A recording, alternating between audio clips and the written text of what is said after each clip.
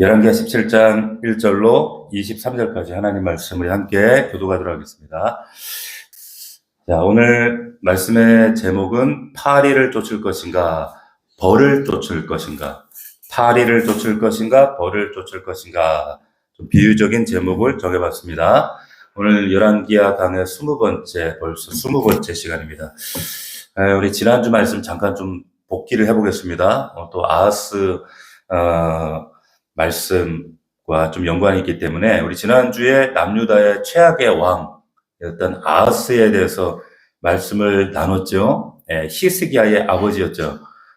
이 아하스 왕이 다윗의 길이 아니라 북이스라엘의 여러 왕들의 악한 길을 따라갔다 이렇게 나와요. 기억나시죠? 즉위하기 전에 겨우 만 11살에 우리 나이로 12살에 아들을 낳은 비행 청소년이었다. 제가 그런 얘기를 했어요. 그 아들이 누구냐? 히스기야였죠. 그죠? 온갖 악행을 저지르는 그런 어릴 때부터 싹시 그랬어요. 커서도 온갖 악행을 저지르는데 심지어 자기 자식들을 몰래게 바치는 그런 끔찍한 일들을 행했다. 자식들을 바쳤대요. 무슨 말이냐? 극단적인 이기주의입니다. 아주 극단적인. 우상에게 왜 자식을까지 바쳐요? 왜 그렇게까지 해요? 복 받으려고. 자기 복 받으려고 자식을 바쳐요. 자기 자식을 희생시키는 겁니다.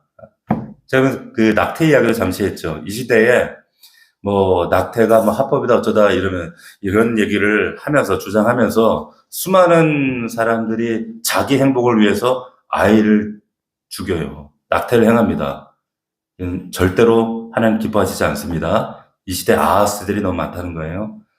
자, 그때 그 11살 어린 나이에 낳은 히스기야가 나중에 왕이 되었을 때 이제 우상을 철폐하고 이런 모든 악행들을 이제 제거하는 그런 개혁을 하지요. 근데 히스기야도 사실 어릴 때에 그 몰래 제물이 될 수 있었잖아요. 근데 왜 안 됐다 그랬어요? 들여지기에는 나이가 많았어요. 9살이었으니까. 너무 컸기 때문에. 보세요. 그러니까 히스기야 입장에서 보면 여러분 어릴 때에 태어났더니 아버지하고 자기가 9살밖에 차이가 안 나. 아버지가. 그러니까 얼마나 수근거림 속에서 부끄러움과 수치였을 그런 상처가 혹은 그런 눈앞에서 자기 동생들이 제물로 팔려지는 죽어가는 그런 모습 보면서 트라우마가 쌓여가는 그런 정말 비정상적인 그런 환경 가운데 자랐을 때에 그런데 역설적으로 그런 상처가 트라우마가 자기를 살렸어요. 채물이 안 됐잖아요, 결국에. 그러면서 제가 그런 얘기 드렸죠. 우리가 많은 성도들이 목사님 제가 상처 때문에 이런 일 때문에 과거의 상처 때문에 이런 것 때문에 여전히 제 안에 불신이 있고 원망이 있고 아픔이 있어서 제가 이래요 저래요. 그런데 그것 때문에 인생이 망가지는 사람도 있는데 히스기야처럼 인생이 그걸 통해서 하나님 쓰임받는 인생이 있더라는 거죠. 흥황하는 인생이 있더라 그러는 거예요. 히스기야를 잘 기억하셔야 된다는 겁니다. 어린 시절 상처 때문에 인생 망가지는 것이 아니라 과거의 아픔 때문에 트라우마 때문에 망가지는 인생이 아니라 하나님은 오히려 히스기야의 그 아픔을 통해서 나중에 우상을 철폐시키는 그런 거룩한 도구로 쓰시더라는 거예요.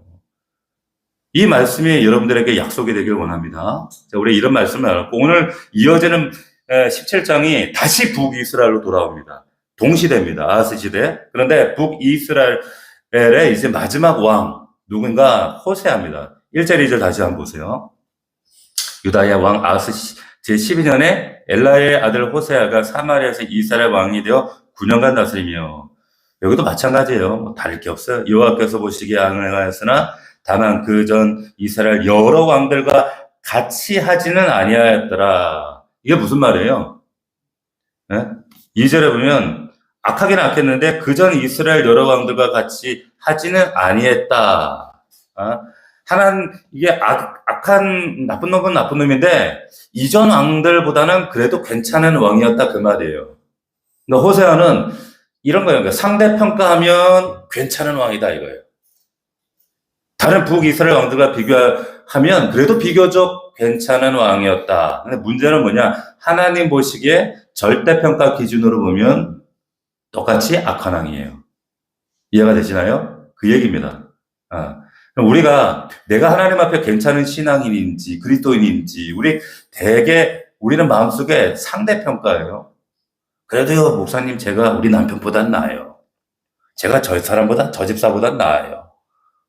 어떤 그런 비교 우위 가운데, 그 내가 세운 그 기준을 가지고, 못하는 사람을 기준으로, 그래도 뭔가 자기 안에 이렇게 자부심이 있어. 그래도 내가 저 사람 같지는 않지. 예. 제가 한 번은 우리 딸이 CCC 수련회를 갔다 왔어요. 갔다 와가지고, 그때 CCC 수련회에서 이제 목회자들, 자녀들만 이렇게 모여가지고 이렇게 따로 이렇게 그 모임을 했나 봐요. 근데 그 모임을 갔다가 우리 딸이 갔다 와서 하는 얘기가, 야, 나 걔네들 보니까 자기는 참 괜찮은 딸이더래요. 목사 딸 중에. 자기는 괜찮더라는 거야. 진짜 와, 어떻게 애들이 저럴 수 있냐 싶고, 또 엄마 아빠를 보니까 꽤 괜찮은 엄마 아빠였다는 걸 그때서야 알았대요. 그러면서 자기는 좀 괜찮은 딸이다. 그런데 그 옆 사람보다, 옆 친구들보다 비교해서 상대평가가 중요한 게 아니라 하나님 보시기에 어떠한가가 중요한 겁니다. 아무 의미 없어요. 하나님 기준, 절대 기준에 맞춰서 그 기준에 맞는 여러분들 되기를 주의 이름으로 축원합니다. 자, 3절, 5절 다시 보십시오. 보시면 아수르의 왕 살마네셀이 올라오니 호세아가 그에게 종이 되어 조공을 드려요. 그래서 사자들을 보내 해마다 아수르 왕의 조공을 드리지 아니하며 아수르 왕이 호세아가 배반함을 보고 감금했다는 거예요. 그러니까 이제 5절에 아수르 왕이 올라와 온 땅에 두루다니며 사마리아로 올라가 그곳을 3년간 포위했대요. 자, 그러니까 무슨 말이냐면 호세아가 줄을 잘못 쓴 거예요. 자, 이름값을 못한 왕입니다. 호세아예요, 호세아. 아수르 왕에게 조공을 바치다가 갑자기 애굽에게 이렇게 갈아탔어요. 그러니까 그러면 이게 줄을 잘못 쓴 거예요? 아니에요. 처음부터 줄 잘못 쓴 거예요. 처음부터 하나님께 줄 섰어야 되는데 지금 사람에게 줄 섰단 말이에요. 그리고 이 말씀을 여러분들이 내 안의 말씀을 받으셔야 돼요. 눈에 보이는 아수르, 그리고 눈에 보이는 애굽, 줄만, 선만 바꿨을 뿐이지, 눈에 보이지 않는 하나님은 전혀 안중에 없어요. 그래서 망하는 거예요. 역설적인 건 뭐냐? 이름이 호세아입니다. 호세아가 뭐예요? 여호수아예요. 예수 똑같은 이름입니다. 여호와께서 나를 구원하신다. 이름은 하나님이 나를 구원하신다. 어렸을 때 그랬을 거예요. 야, 호세아, 호세아! 이럴 때마다, 여호와는 너를 구원하신다, 야! 여호와는 너를 구원하신다, 야! 이 뜻이거든. 이렇게 불러줬단 말이에요. 그 얘기를 듣고 자랐으면서도, 근데 커서 하나님을 찾지 않아요. 역설이죠. 이게 얼마나 미련해요. 우리의 영원한 구원 되신 하나님을 냅두고, 아수르의 줄 쓰고, 애굽의 줄 쓰고, 세상 힘의 줄을 섰다, 이 말이에요. 그러니까 이름값 못한 왕이에요. 이름값을 못해요. 호세아만 그래요? 우리도 이름값 못할 때 많잖아요. 맞아요? 여러분 누굽니까? 크리스찬이에요. 성도예요. 성도 뜻이 뭡니까? 뭐예요? 거룩한 무리예요. 크리스찬, 예수쟁이란 말이에요. 그리스도의 사람들, 구별된 사람들. 근데 여러분 구별됐어요? 한 주간 동안 구별되셨어요? 깜빡하고 있다가, 나 구별된 사람인데, 깜빡했다가, 금요일쯤 되면, 아차! 이러시는 거 아니에요, 혹시? 아차, 주일 되면, 아차, 나 구별됐으니까, 구별된 자리 가자. 그러시는 거 아니에요? 네. 자, 우리 이름대로 사시기를 축원합니다. 이름값 합시다. 할렐루야. 자, 6절 보십시오. 6절 보시면, 호세아 제9년에 아수르 왕이 사마리아를 점령하여, 자, 이스라엘 사람을 사로잡아 아수르로 끌어다가 고산강가 할라와 하볼과 메대 사람 여러 고을에 두는 거, 흩어지게 하는 거예요, 사람들을. 자, 이때가 BC 722년입니다. 이때 북이스라엘이 이제 끝나는 거예요. 망하는 겁니다. 북이스라엘이, 여러분 기억나시죠? 우리 여로보암과 르호보암의 반기를 들고 북이스라엘이 열집하들이고 독립을 했단 말이에요.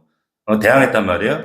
그리고 나서 그때가 BC 931년이었는데 그로부터 209년 지나서 지금 이 북이스라엘 왕이 19명이 우리 살펴봤잖아요.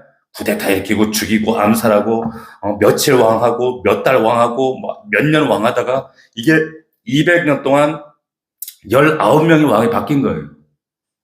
그런데 그 짧은 그 왕조에 한번 해보겠다고 그렇게 아둥바둥 그러다가 결국 망해버려요. 망했습니다. 그런데 이 북이스라엘 멸망과 그 이후에서 성경이 하는 말을 여러분 잘 들어보세요. 왜 망했느냐? 여러분 7절 보시기 바랍니다. 우리 한번 같이 7절 8절 한번 읽어보겠습니다. 7절만 시작. 이 일은 이스라엘 자손이 자기를 애굽 땅에서 인도하여 내사 애굽 왕 바로의 손에서 벗어나게 하신 그 하나님 여호와께 죄를 범하고 또 다른 신들을 경외하며. 이유가 명백해요. 하나님이 하는 다른 것들을 붙든 거예요. 오늘날도 똑같아요. 망한다니까요. 여러분, 성경이 이스라엘이 망한 이유가 뭐 국력이 약해서, 정치를 잘못해서, 뭐 외교를 잘못해서 망가졌다, 그런 얘기를 전혀 기록하지는 않아요. 하나님 여호와께 죄를 범했기 때문에 나라가 망했다, 이렇게 얘기하고 있는 거예요. 무슨 말이냐면 영적인 이유가 있더라, 그 얘기입니다. 영적인 이유가 있어요. 하나님께 죄 범해서 망한 거예요. 세상 사람들이 이거 말하면 이해 못합니다. 심지어는 믿는 사람들도 잘 납득을 못해요. 그럼 사업이 망한 이유가, 그 가정이 어려운 이유가 영적인 이유가 있다니까요. 이유가 있습니다. 말씀에 근거하면 하나님 뜻대로 안 살았기 때문이에요. 안 살았기 때문입니다. 근데 불신자들이 이거 이해 못해요. 근데 성경은 단호하게 말해요.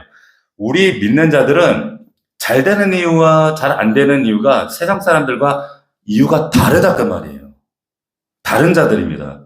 잘 되는 이유도요, 영적인 이유예요. 잘 못 되는 이유도요, 영적인 이유입니다. 할렐루야? 이걸 여러분들 잘 이해하셔야 돼요. 이게 하나님 주시는 사인이구나. 그러면 우리가 하나님 앞에 잘 살아야 형통할 줄로 믿습니다. 이유가 있다니까. 영적인 이유가 있어요. 제가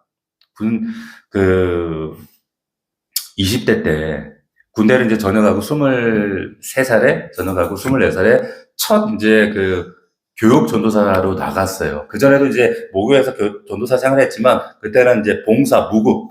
근데 이제 정식으로 제가 이제 교역자로 경주에 있는 어떤 작은 교회 전도사로 이렇게 섬기게 됐는데, 그때 이제 한 달에 29만 원 첫 월급 받으면서 28만 원, 그러니까 29만 원 받으면서 첫 월급. 그래도 이제 책임 있는 이제 교역자가 된 거예요. 갔는데 참 부푼 꿈을 가지고 목회 현장 영혼을 살리라 부푼 꿈을 가지고 갔는데, 제가 그때 유초등부, 중고등부를 맡았거든요. 그런데 현장 갔더니 이거는 부장이라는 것들이, 교사라는 것들이 지 영혼도 감당이 안 되는데 애들을 섬긴다고 그러니까 맨날 부장은 빠지고. 근데 더 실망스러운 건 뭐냐, 그 교회 담임 목사님이었어요. 제가 보아왔던 그런 기대하는 목사님이 아닌 거예요. 맨날 설교하다 울어. 근데 우는 이야가 주님 때문에 우는 게 아니야. 맨날 이제 자기 가정사 얘기하면서 울어. 사모가 불쌍하고, 뭐 어머니가 불쌍하고 막 이러면서 맨날 우는데 은혜의 감격이 아니라 너무 괴로운 거예요. 너무 괴롭고. 그리고 또 이제 사역을 마치고 주일날 저녁에 돌아오잖아요. 또 그 다음날 학교를 가잖아요. 현장 가면 그때는 학교에 데모가 그렇게 많았어요. 수업 따라고 맨날 데모하고, 그리고 교수님들 보면은, 교수님들 시원찮고. 그러니까 지금 사역하기도 힘들고, 학교면 학교대로 또 힘들고, 먹고 살기도 힘들고, 작은 사례 받아가지고 살아내려니까 현실도 너무 빡빡하고 힘들고, 너무 힘든데, 한 번은 제가 그렇게 막 힘들어가지고, 제 영혼이 막 곤궁해 있을 때, 어머니가 전화가 오신 거예요. 엄마가 전화 와가지고, 그때 살아계셨을 때, 어머니가 전화 오셔가지고는, 저때 이제 이런저런 안부를 묻는데, 어떻게 지내니? 잘 지내니? 엄마, 나 힘들어. 나 사역 이렇게 나갔는데, 교회 꼬라지가 진짜 힘들어. 너무 고달파. 나 때려치고 싶어. 학교 생활도 너무 재미없어. 맨날 데모야. 교수들도 시원찮고, 너무 힘들어. 제가 이제 삶이 공공하고 힘든 걸 막 했더니 우리 어머니가 뭘 하시냐면, 좀 위로해줄 만도 하잖아요. 첫 사역지 나가고 24살짜리가 뭘 알겠어요. 돈도 없고 가난한 신학생. 좀 위로해줄 만도 한데 거다 대고 전화기에다 이러는 거. 네가 기도 안 해서 그래? 이러는 거예요. 진짜. 어? 이런 동문서답이 어딨어요. 막 짜증나가지고 제가 화가 나가지고 엄마는 맨날 똑같은 소리야. 힘든 사람한테. 그래서 제가 길게 통화도 안 하고 확 끊어버렸어. 듣기도 싫은 거야, 엄마. 기껏 통화 맨날 그 똑같은 소리만 해, 맨날. 그래가지고, 아, 나 같으면 내가 엄마 같아, 엄마한테. 야, 너 얼마나 힘드냐? 먹고 살기 힘드냐? 돈은 좀 있냐? 내가 돈 좀 붙였다. 뭐 이런 말 해주면 얼마나 위로가 되고 좋아. 근데 그러지도 않고, 네가 기도 안 해서 그래. 그러는 거예요. 근데, 오래 있다가, 한참 있다가, 저희 누나가 전화가 왔어요. 저희 누님이, 필리핀 누님, 선교사님이. 원래 남동생하고 누나하고 별로 안 친해요. 근데 너 전화가 온 거야. 그래서 전화 와가지고, 오랜만에 전화하는데, 이러는 거야. 장견아, 내가 네 꿈 꿨어. 뭐? 그랬더니, 꿈에 네가 나왔어. 네가 나왔는데, 네가 높은 절벽에 서 있는데, 낭떠러지에서 떨어져가지고, 네가 피투성이가 됐어. 이러는 거예요, 저한테. 아이씨, 간만에 전화해가지고, 이 누나라는 사람이 엄마도 그렇고, 이게, 엄청 기분 났잖아요. 오랜만에 와서 전화한다는 소리가, 그런 불길한 소리 나고. 근데 이 사람 가끔 별로 영적인 줄 알았는데, 그러면 어쩌다 한번 꿈꿔가지고 저한테 그런 얘기를 하니까, 근데 제가 나중에 이상한데, 그 피투성이 됐다는 게 자꾸 머리에서 맴도는 거예요. 그리고 엄마도 하는 얘기가 이게 갑자기 또 네가 기도 안 해서 그래 하는 거고 이렇게 딱 오버랩이 되면서 나중에 제가 학교에서 기도회 같이 모임을 하면서 문득 제 마음 가운데 어떤 마음이 드냐면 하나님이 그런 회개하는 마음을 주시더라고요. 네가 기도 안 해서 그거 맞잖아. 네가 기도 안 해서 그래요. 저는 사역에 치이고 막 현실 돈에 치이고 막 학교 생활에 치이고 치여서 기도 안 하는 게 이유가 있어. 진짜 시간이 없었으니까. 그런데 하나님이 제 마음 가운데 네가 진짜 기도 안 해서 그래. 그런 마음을 주시는 거예요. 그래가지고 제가 그때 제가 좋아했던 말씀이 주 요한은 나의 힘이시라 나의 발을 사슴과 같이 높은 곳에 다니게 하신다 이 말씀 싶은 말씀 그 말씀 내가 참 좋아하는 말씀인데 절벽에서 떨어졌다니까 제가 얼마나 참 마음으로 더 힘이 들었겠어요. 그래서 제가 그 말씀 듣고 그때부터 기도굴에 가기 시작했어요. 학교에 보면 기숙사 앞에 기도굴이 있었거든요. 이렇게 기어 들어가는 굴이 있는데 거기 들어가서 그냥 하나님 살려달라고 도와달라고 나가 사역 계속 해야 되는지 아니면 나 지금 먹고 살기 너무 힘든데 이런 부터 해가지고 하나님한테 막 기도하는데 진짜 하나님 때 뭐 그걸 장황하게 기도하지도 않았어. 도와주세요. 그냥 이렇게만 기도했어요. 하나님 진짜 저 좀 도와주세요. 근데 하나님 도와주시더라고요. 할렐루야. 하나님이 귀한 방법으로 이거는 하나님이 아니면 정말 하실 수 없는 방식으로 일하시더라고요. 참 보세요. 그럼 믿는 자 신자의 성공과 실패가 세상 사람들과는 전혀 다릅니다. 전혀 달라요. 사랑하는 자여 내 영혼이 잘된 같이 범사가 잘되고 강건하기를 내가 간구하노라. 요한일서 1장의 말씀처럼 그럼 우리가 사랑하는 자여 우리가 먼저 잘되어야 될 것은 먼저 영혼인 줄 믿습니다. 할렐루야. 영혼이 잘돼야 범사가 잘되고 우리 삶이 잘 되는 거예요. 너무 명확한 겁니다. 자, 다음 우리 9절 12절 한번 보세요. 9절을 보시면 이스라엘 자손이 점차로 불의를 행하여 그 하나님 여호와를 배역하여 여러분 여기 말씀에 보면 보세요. 이제 이들의 구체적인 죄악상들이 나오는데 여러분들이 강조해서 주목하셔서 보셔야 될 구절이 이거예요. 이스라엘 자손이 점차로 이렇게 나오죠. 점차로. 저는 오늘 말씀 묵상하는데 이게 글자가 확 눈에 지금 큰 글자로 저한테 가슴에 꽂히더라고. 점차로. 그리고 사탄이 여러분 우리를 한꺼번에 타락시키지 않아요. 점차로 조금씩 시킵니다. 잘 들으세요. 사탄이 여러분에게 처음부터 하나님 버리라고 하지 않아요. 말 안 해요. 그냥 주일 한번 빠지라고 해요. 기도 한번 쉬라고 그래요. 오늘 하루 그냥 묵상 쉬라고 그래요. 오늘 하루 그냥 성경 읽지 말고 기도 쉬고 지나가라 그래요. 작은 죄 짓게 만들어요. 그렇게 점차로 타락시킵니다. 이게 전략이에요. 처음에 별 차이 별로 없어. 조금이거든. 점차로 하니까 조금이에요. 근데 나중 지나면 이게 꽤 간격이 벌어져 있는 거예요. 시간 지나면 하나님과 내 사이가 너무 멀어져 있는 거예요.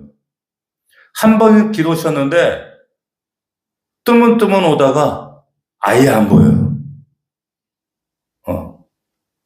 사탄이 점차로 우리 타락시킵니다. 제가 이거 무심코 이거 영어 성경에는 어떻게 나오나 찾아봤어요. 점차로가 어떻게 되는가 이렇게 나왔더라고요. The Israelites separately 이렇게 되어 있어요. 그러니까 점차로가 은밀하게 이렇게 되어 있습니다. 은밀하게. 처음엔 아무도 모르게 은밀하게 조용히 점차로 죄 짓게 만들어요. 은밀하게. 근데 은밀하게 시작했던 제가 나중에 이제는 관이 커져갖고 대놓고 하나님 앞에서 죄 져요. 나중에 우리가 숨어서 몰래 점차로 조금씩 늘려가던 제가 이제 대놓고 짓는 겁니다. 내가 조금씩 점차로 은밀하게 조금씩 무너지고 있는 영역이 어딘가. 그럼 그거 찾으셔야 된다는 거예요. 그 점차로가 내 삶의 영적인 모든 영역에 그리고 열매에 악순환을 만든다는 걸 아셔야 돼요. 선순환으로 바꾸셔야 돼요. 그러면 작은 그 죄, 은밀한 그거, 여러분, 내가 타협하면서 하나님 앞에 멀어지게 만들고 을레 죄짓게 만들었던 대범한 그 작은 죄가 대범한 죄가 되는 거예요. 여러분, 깨닫기를 축원합니다. 여러분, 끊어내시기 바랍니다. 반드시 그것이 우리에게 사단의 둥지가 돼요. 12절입니다. 또 우상을 섬겼으니 이는 여호와께서 그들에게 행하지 말라고 말씀하신 일이라. 자, 성경에 시작하는 북이스라엘 그 멸망했던 이유가 또 뭐냐? 이게 보면 잘 보세요.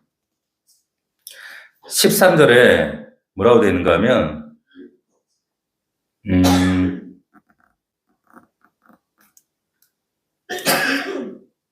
자, 어디 갔어요?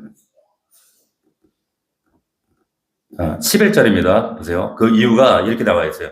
또 여호와께서 그들 앞에서 물리치신 이방 사람같이 그곳 모든 산당에서 분향했다. 자, 첫 번째 제가 점차로라는 말씀드렸죠. 두 번째 이유가 뭐냐?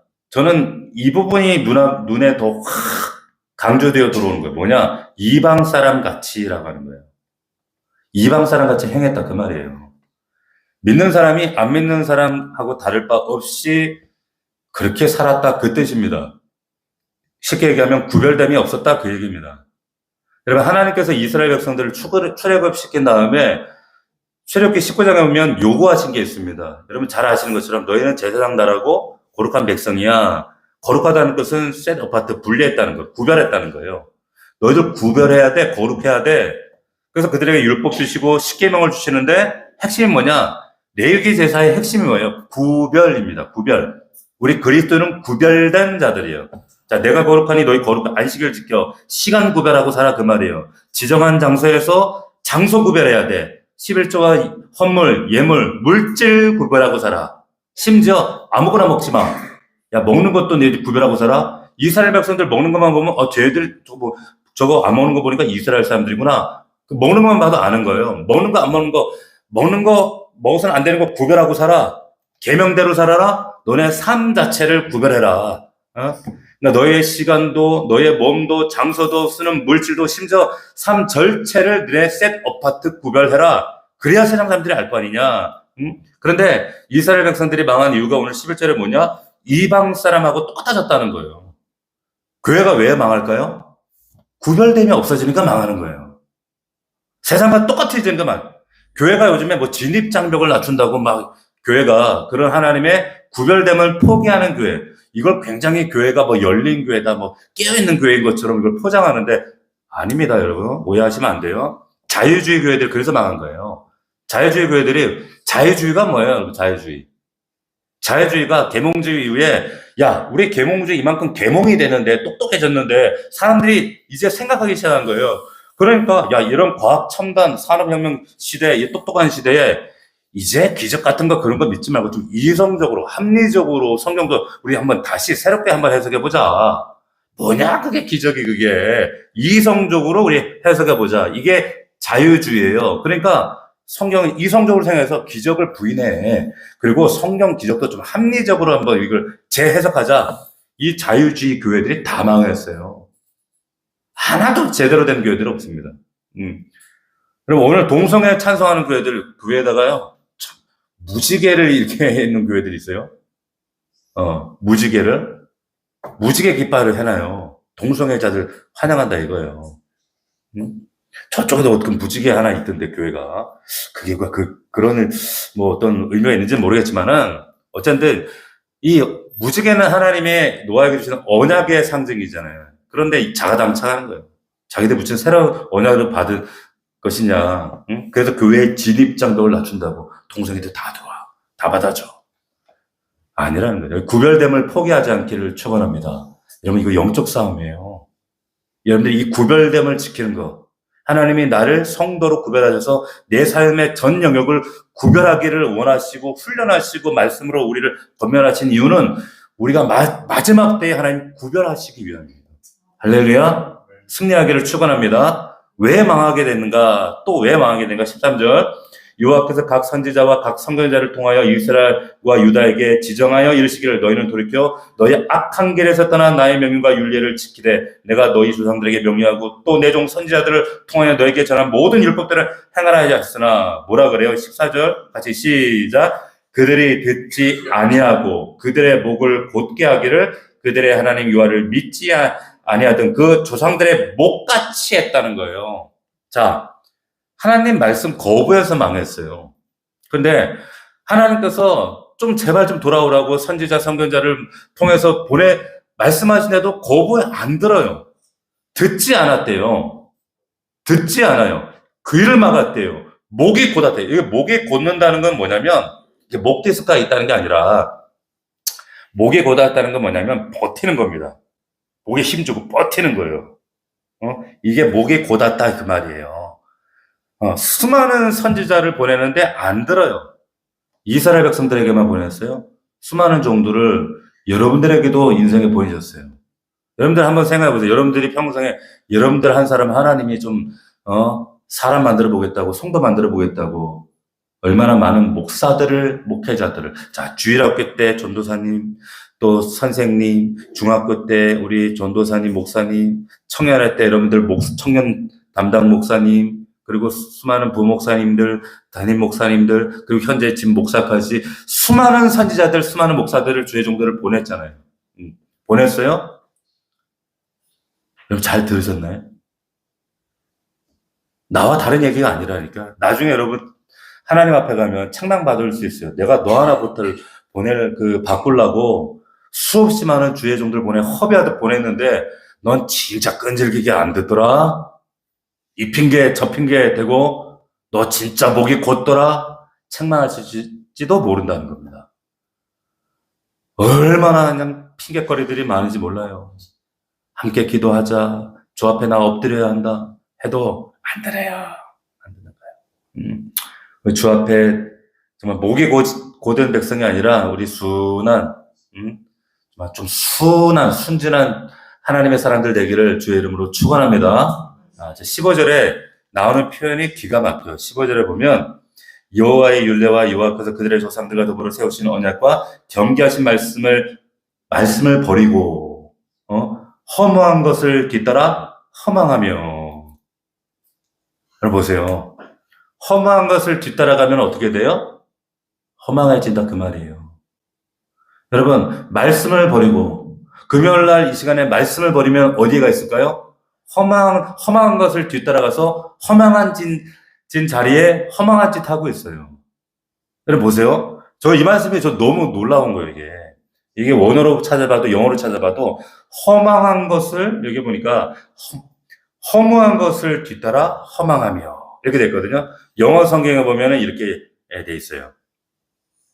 They followed worthless, 가치 없는 것들이야. worthless idol, 우상. 가치 없는 우상을 쫓았대. 그랬더니 and themselves, 그들 자체가 become worthless. 그들 자체가 worthless, 가치 없게 되어버렸다는 거예요. 자, 가치 없는 우상 따라갔더니, 가치 없는 돈 따라갔더니, 가치 없는 세상 따라갔더니 너스로 가치 없는 존재가 돼버릴 거야. 그 예언적인 말씀이거든요. 제가 그런 말씀 종종 드렸죠. 인간은 자기가 예배하는 것을 닮아가게 돼 있다 그랬어요. 진짜 예배하는 대상을. 여러분 보세요. 우상이라고 하는 거 듣지 못하잖아요. 우상이 말해요? 말 못하잖아요. 그죠? 보지 못하죠? 근데 우상을 따라간 결과, 허망한 우상을 따라간 결과 이스라엘 백성들이 영적으로 귀가 막혀요. 못 들어요. 듣지를 못해. 영적으로 눈이 멀어요. 보지를 못해. 그렇게 된다니까요. 깨닫기를 축원합니다. 헛된 우상 따라가다가 우상 닮아가 버린 게 이스라엘 백성이란 말이에요. 시편 115편 8절을 보면 우상을 만드는 자들과 그것을 의지하는 자들은 다 그와 같으리라. 그럼 우상처럼 돼버린대요. 허망한 우상 따라가면 허망한 인생 됩니다. 그 허무한 것 때문에 하나님을 저버리지 않는 우리 사랑하는 성도들 되기를 축원합니다.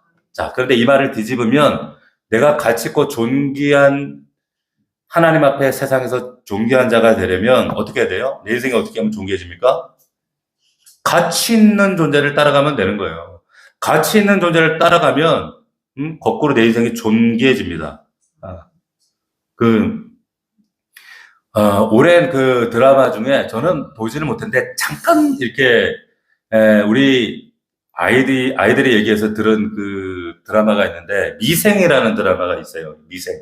들어보셨어요? 봤죠? 못 보셨어요? 다들 막 기도하고 전무하느라고 그냥 하나님 말씀만 그죠? 근데 그 드라마 보면 그 드라마에 기가 막힌 그 대사가 이런 대사가 있었대요. 뭐라고 했냐면 누구를 쫓아다니냐가 중요하대. 그러면서 파리를 쫓아다니면 똥밭을 경험하고 벌 쫓아다니면 꽃밭을 경험한다는 거예요. 뭐라고요? 똥밭 경험하고 벌 쫓아다니면 꽃밭을 경험한대. 야, 이거 너무 멋진 말 아니에요? 그래서 오늘 제가 설교 제목을 이렇게 지은 거예요. 파리를 쫓을 것인가? 벌을 쫓을 것인가? 그게 오늘 제목입니다.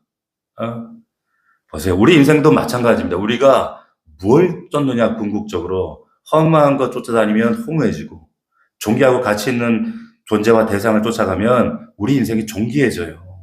결과가 달라져요. 할렐루야, 믿기를 축원합니다. 자, 18절, 북이스라엘이 망했어.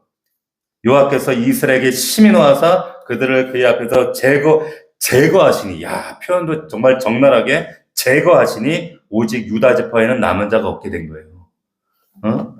그래서 보세요. 북이스라엘 10지파가 이 땅에서 사라져 버립니다. 여기까지 읽으면 좋은데 여러분 19절에 이렇게 시작을 해요. 우리 같이 한번 읽어볼까요? 19절 시작. 유다도 그들의 하나님 여호와의 명령을 지키지 아니하고 이스라엘 사람들이 만든 관습을 행하였다. 슬퍼. 북이스라엘 10지파가 사라졌는데 그러면 이제 남은 지파가 남유다 하나밖에 없는 거잖아요. 그러면 이제 보세요. 지금 이스라엘 사람들을 뭐라고 했어? 요즘에 이스라엘 사람들을 뭐라고 불러요? 영어로. 주이시라고 그래요. 주이시. 그래가지고 주이시가 된 거예요. 유대라고. 이스라엘을 하는 게 주이시라고 부른단 말이에요. 왜 그래요? 다른 지파들이 다 삭제돼버린 거예요. 그래서 유다 이퀄 이스라엘 돼버린 거예요. 오늘날. 주이시라고 부르는, 오늘날 그래서 주이시라고 부르는 겁니다. 그런데, 이 유다도 다를 바가 없다는 거야. 야, 줄리우스 시즈가 블루투스 넘어져! 막 그런 얘기 했잖아요.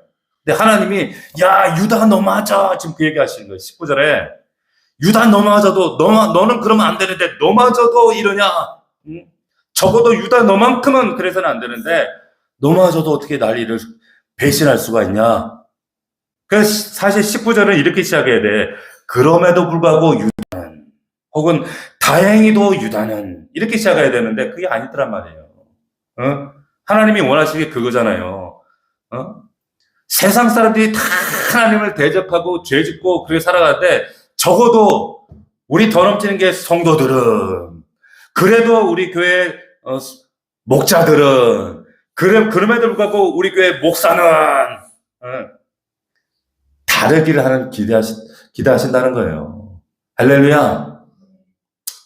여러분, 이게 하나님 너무 슬픈 거예요. 유다도 다를 게 없다는 게, 예? 가끔 이제 어떤 성도가 그런 얘기예요. 이제 자기는 그렇게 못 살지만 그래도 성도들은 목사님만큼은 좀 달라달라고, 다르게 살아달라고. 여러분도 저한테 뭐 그런 좀 기대감 있잖아요. 박 목사님만큼 좀 달라달라고.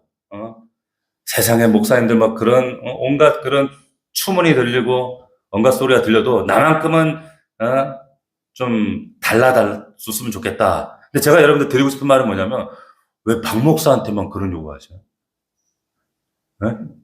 그리고 왜 여러분들 마음대로 살라고 하냔 말이에요. 여러분 달라요? 여러분 성도 아니에요? 왜 저에게만 그런 거 요구하시냐는 거예요. 하나님은 여러분도 절대평가하시고 여러분에게도 구별됨과 다름을 요구하신다는 걸 믿으시길 바랍니다. 박 목사만 그런 게 아니에요.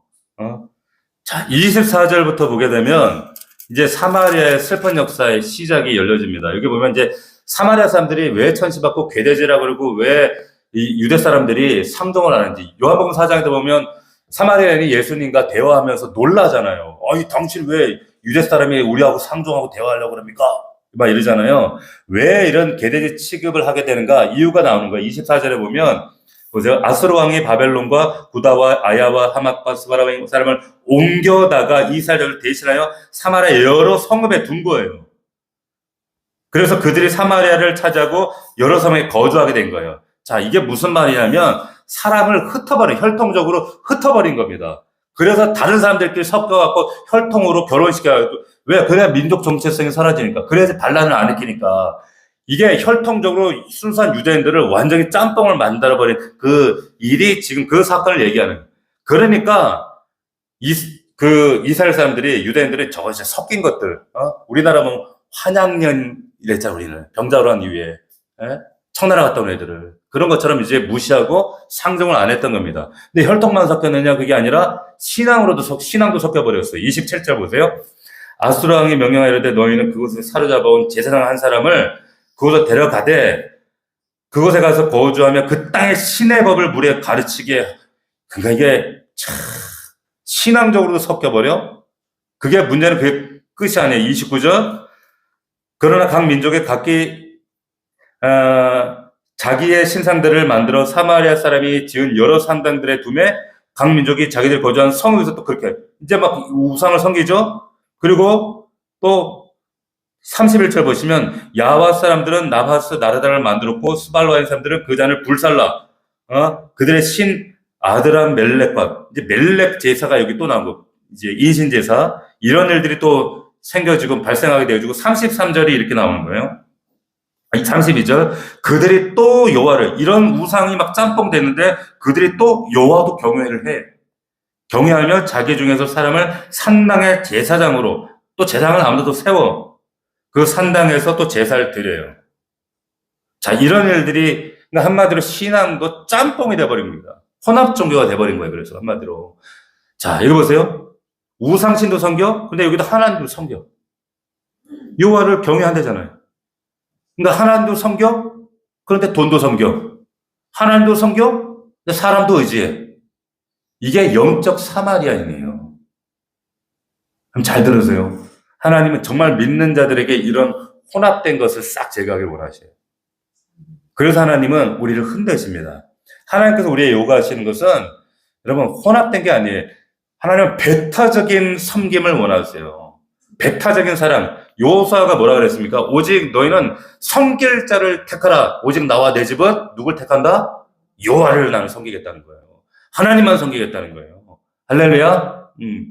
하나님이 여러분들 요구하시는 건 하나님만이에요. 하나님도 섬기고 돈도 의지하고 하나님 그 절대적으로 가만 안 놔두세요. 사람들 그래. 말이야. 기독교는 말이야. 너무 교회가 배타적이고 너그럽지가 못해 말이요. 다른 종교는 서로 포용하고 안아주고 말이요. 다른 종교도 다 인정해주고 그러는데 말. 기독교는 교회는 저 유달실이 배타적이라고 너무해. 그러면 기독교 왜 그럴까요? 기독교는 왜 그래요? 하나님이 진짜라서 그런 거예요. 여러분 보세요. 저는 제 아내에게 배타적인 사랑을 요구해요. 여보, 수정 씨, 나만 사랑해줘. 나만 봐. 나만 사랑해줘. 근데 이거 이상해요, 이게? 이게 왜 이상해? 당연한 거지. 제가 만약에 우리 아내한테, 야, 좀, 포용적으로 여보도 좀 세상 즐겁게 나가서 좀, 다른 남자도 좀 만나보고, 한 3명 정도는 내가 사귀어도 내가 허용할게. 이게 이상한 거지. 말이 돼요? 여러분, 참 신은 배타적인 사랑을 요구하는 거예요, 그래서. 왜 다른 신들은 근데, 다른 신 섬겨도 된다고 그렇게 얘기해요? 너그러워서가 아닙니다. 죽은 신이기 때문에 그런 거예요. 가짜는 질투하지 않아요. 가짜니까 질투 안 하는 거예요. 그냥 살아계신 하나님은 살아계시니까 질투하시는 거예요. 할렐루야. 그러니까 우리는 배타적이어야 돼요. 하나님만 섬겨야 된다는 거예요. 할렐루야. 자, 말씀 읽겠습니다. 여러분, 말씀 붙들고 기도하실 때 정리를 잘 하셔야 돼요. 점차로 은밀하게 사단은 여러분 죄를 경계하시라고 그랬어요. 점차로. 사단은 거창하게 큰 죄 하지 않아요. 아무도 모르게, 은밀하게, 점차로 타협하는 그거. 그게 걷잡을 수 없이 하나님과 우리 사이에 이격을 만들어버려요. 둘째, 이스라엘이 말하는 결정적인 이유, 이방 사람들과 다를 바가 없었다는 거예요. 구별됨을 상실했기 때문입니다. 여러분, 우리가 구별됨이 상실되는 순간 하나님 우리 흔드셔요. 영적인 이유가 있습니다. 우리가 잘 되는 이유도 안 되는 이유도 영적인 이유가 있는 거예요. 세 번째, 멸망 이후에 사마리아 땅에 하나님도 섬기고 우상도 섬기고 혼합주의 신앙. 자, 하나님과 재물을 겸하여 섬길 수 없습니다. 하나님과 사람을 동시에 의지할 수 없어요. 둘 중에 하나만 하세요. 여러분 한번 결단해 보세요, 진짜. 어정쩡하게 하지 말고. 여러분, 사람은 진짜 자신이 예배하는 대상을 닮아갑니다. 그 대상을 닮아 생활을 하게 돼 있어요. 허무한 우상 쫓아가면 인생도 허무해지지만, 진짜 가치 있는 대상과 존재를 쫓아가면 여러분 인생에 가치 있게 되어져요. 파리가 될 것인가? 똥파리가 될 것인가? 벌이 될 것인가? 할렐루야. 여러분, 벌이 돼야 꽃밭에 가지 왜 똥밭에 뒹굴어요? 응? 우리 하나님 기준에 그 상대평가가 아니라 절대평가에 합당한 우리 더 넘치는 교회 되기를 주의 이름으로 축원합니다. 축복합니다. 오늘 말씀 붙잡고 우리 하나님 정말로 똥파리 아니라 우리 벌이 되기 원합니다. 하나님, 정말 하나님께서 하나님 앞에 구별된 우리의 삶이 되게 하시고 점차로 은밀한 죄에 빠지지 않게 하시고 정말 하나님만 배타적으로 섬기는 우리 교회가 되게 하옵소서. 우리 간절한 마음으로 나라와 민족과 교회 위해서 우리 내일 모레 있을 우리 주일 예배를 위하여 세우신 목자들과 주의 종을 위해 기도해 주시고 우리 교회와 부흥을 위해서 하나님 빈자리에 영혼을 채우도록 하나님 우리에게 맡기신 사명에 망각하지 않도록 주님의 부르심에 반응할 수 있도록 도와주시옵소서. 우리 주여 세 번 부르고 통성으로 기도하겠습니다.